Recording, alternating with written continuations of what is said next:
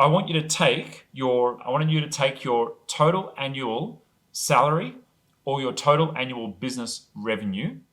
So you should have a number for your 12 months, and it can be a 12-month projection. That's fine. It can be a goal number, but it's your total sales. It's not your profit. It's your total sales in your business. Or if you're salaried, it's your total income for the year. And I want you to take that number, just write that number down. You're going to need a calculator or a piece of paper, or you can use Google. And I want you to divide that by the number 2080. So it's easy to remember. It's the backwards of the 80-20. So I want you to take that and divide it by 2080. And you're going to get a new number. Now, it's not an ego show, but if you want to punch that number into the, it's not a competition or anything, but if you want to punch that number into the chat, you can punch that number into the chat. That'll help you to program it into your subconscious. If you want to learn something new, changing the modality of a piece of information actually helps you to program it into your mind. So if you hear something, writing it down. If you see something, taking a note of it. If you draw a concept that someone's explained to you, changing the modality of something helps you to remember it. So writing it down after hearing it or calculating it is going to help. Great. So everyone's got their numbers coming through. So 2080 is a special number. Basically, 2080 is roughly the amount of working hours that you have per year for you to have productive work done. Now, it's roughly, I think it's based on, it's 52 weeks times 40 hours, right? So it's a very rough guide. This is not science. And some people work more or less than that. That's beside the point. The point is here that you really only have about 2,000 effective hours for working every single year. So if you have a look at your life and have a think about what things am I doing right now that are worth less than that amount per hour?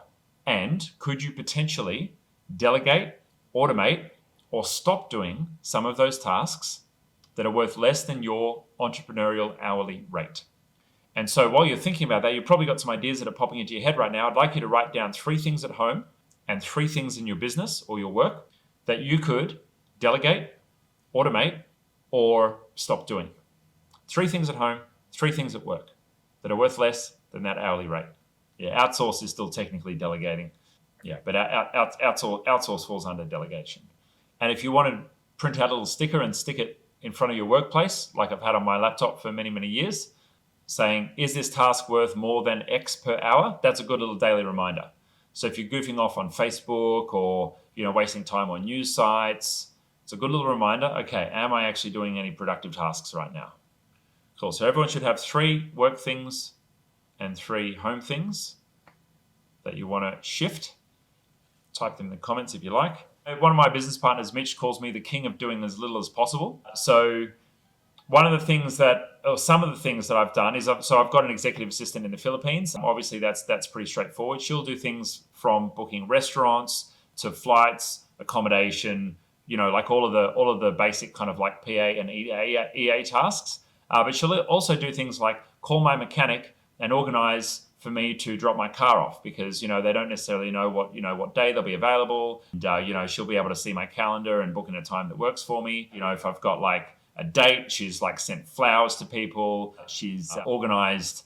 Oh my God, what else has she organized? She's organized nearly a whole retreat for me, basically all of the logistics. That's her job to do all of that. When I moved out of Sydney, had someone that I found on Gumtree to go to my old PO box. So I paid, I think, $15 or $20 an hour to go to my old PO box once a week, check all the mail, throw out any junk mail, and then scan anything that was important, send it to my EA in the Philippines, and have them triage it.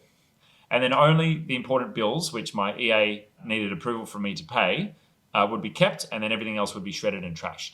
And so you can find people to do pretty much anything that you need done. A housekeeper who would come to my house and she would go shopping for me. She would organize, wash, fold, and put away my clothes. I basically said, look, if you want to work for me and do laundry, you do laundry, and I want the clothes back put away. I don't even want to have to touch things. It's my job to wear them and then put them in the laundry hamper, and then that's basically it. And she even decorated my house, bought plants and bedspreads, bed covers, and all those kind of things. Now I'm telling you this, and a lot of these are kind of a little bit extreme, and I've obviously got pretty ample funds to be able to do that. But effectively, scaling up someone's wealth generation is just a series of stages of your value of your own time.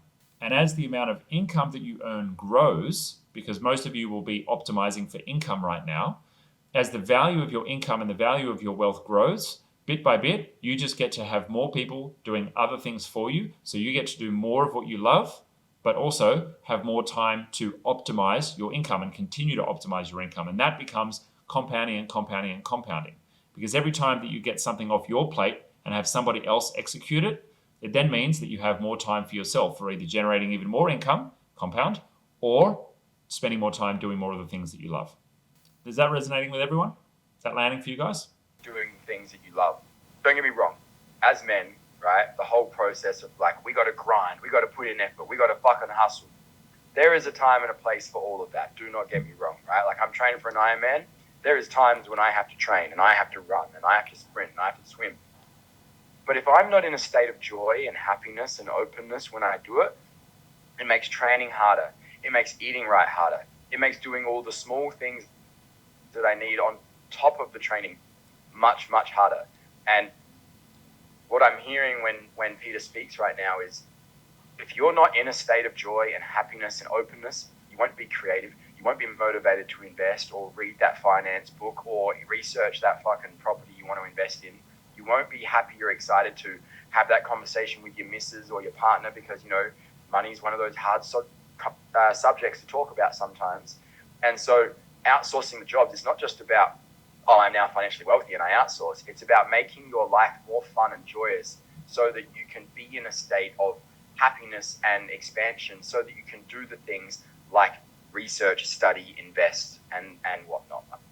And I just wanted to share that because, like, for me, that's what I'm really taking away from what you're sharing of, like, if I make my life fun and enjoyable, then I'm motivated to make more money or do creative things that potentially will make me money, or whatever, read the finance book that I really don't want to read, but actually I feel good, so I would read it. You know?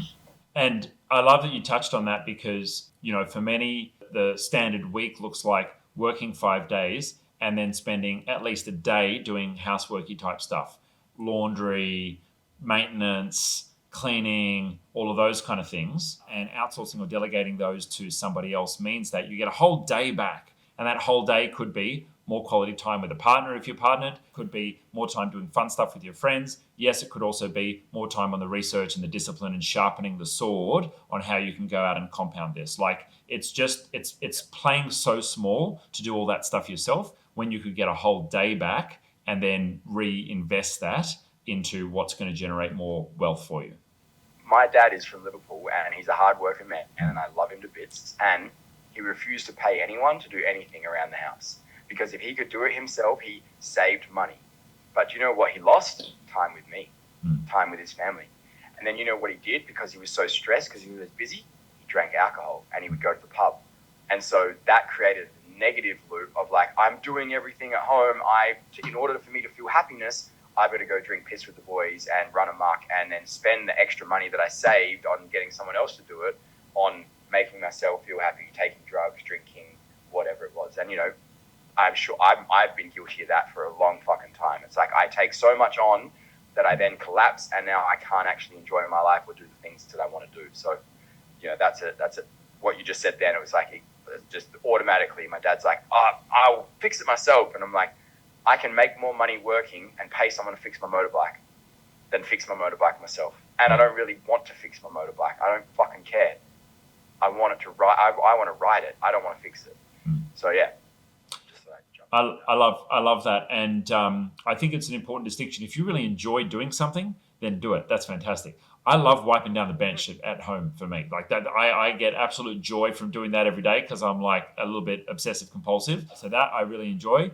Don't take me near a vacuum. Don't take me near a washing machine. Don't take me near anything else of the household chores. But I do enjoy wiping the bench, and I'll stack the dishwasher as well. That I don't mind. That one I can tolerate.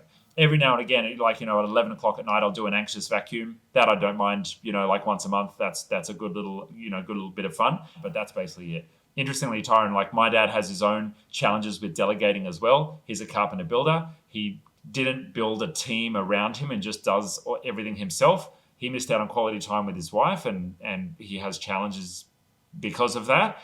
And also, he missed out on his health. He's basically, been a labourer out there in the sun, busting his ass for many, many, many, many years. And he's now in the situation where, he's had a couple of strokes in the last year, and his health is bit by bit deteriorating. He's not actually set up to have enough other people doing things for him. So that's the risk. That's the risk of where things can potentially go.